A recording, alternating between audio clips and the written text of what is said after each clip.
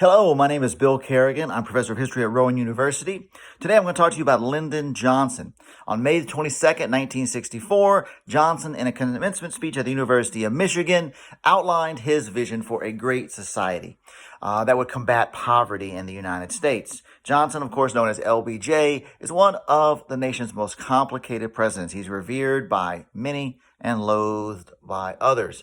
After taking over for the assassinated John F. Kennedy, he actually was very popular. He won a landslide re-election, winning 44 of the 50 states. But this widespread popularity for Johnson did not endure. Many liberals did admire his accomplishments in domestic affairs, but they ultimately turned on Johnson for his expansion of the war in Vietnam. Many conservatives, on the other hand, supported Johnson and his efforts to contain communism in Southeast Asia, but they actually very much opposed his New Deal social programs that he wanted to expand. So the only real comparison that I think in history that makes sense is Andrew Jackson. Both men were unquestionably important in the history of the United States, two of the most important presidents that we've ever had. They accomplished much, but they had a very strong opponents as well as supporters. There's another characteristic they share in common.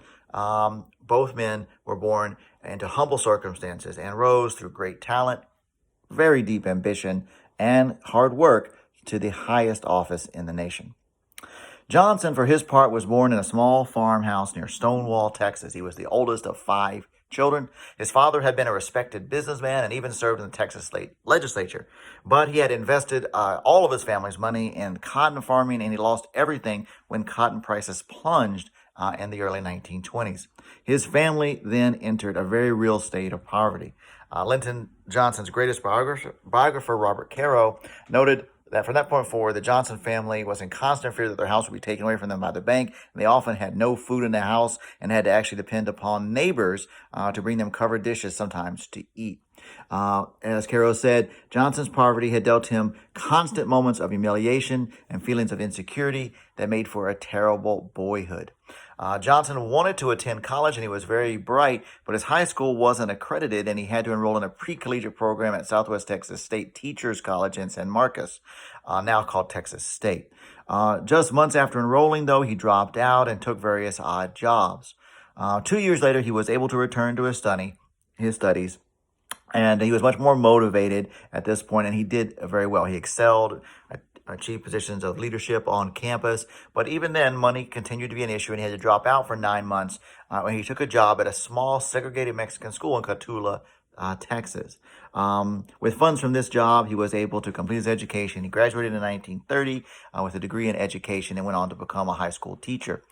This is one of the moments when there's a famous story. There's a lot of stories about Lyndon Johnson. He's a character, but I think a lot of my students will appreciate this one. When he interviewed for a job to teach geography, according to accounts, the job was, he'd been referenced for it. It was largely a pro forma interview, and so the person who was interviewing him said, "Lyndon, we only have one question for you: is the world round or flat?" To which Lyndon Johnson reportedly said, "I can teach it either way." That's just, of course, a little bit of Johnson's humor, and also reveals what a lot of people think about his character, that he was willing to say and do whatever he could to accomplish his goals.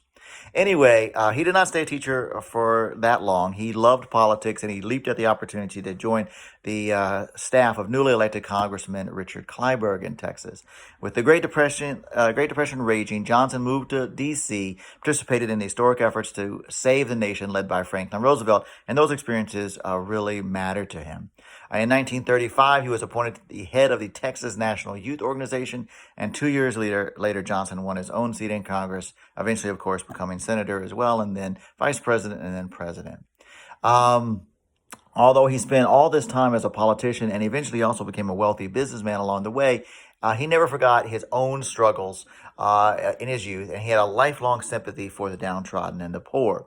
One actually cannot understand Johnson's decision to launch the war on poverty without understanding his background, in my opinion.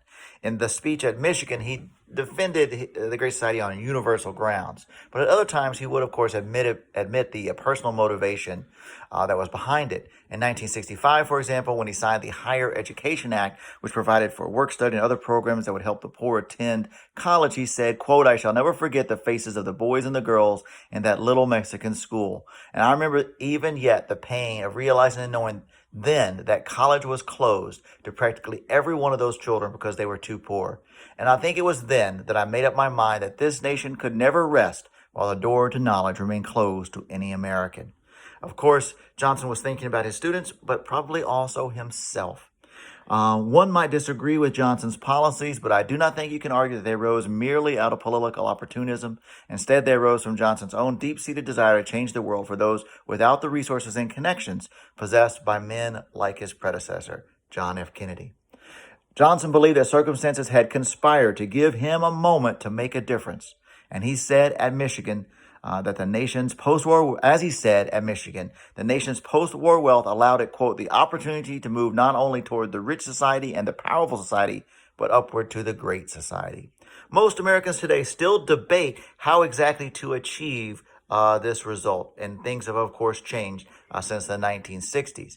But few disagree with the sentiment that the United States should be a place where everyone has the chance to maximize their talents and abilities, no matter how rich or poor may be their parents.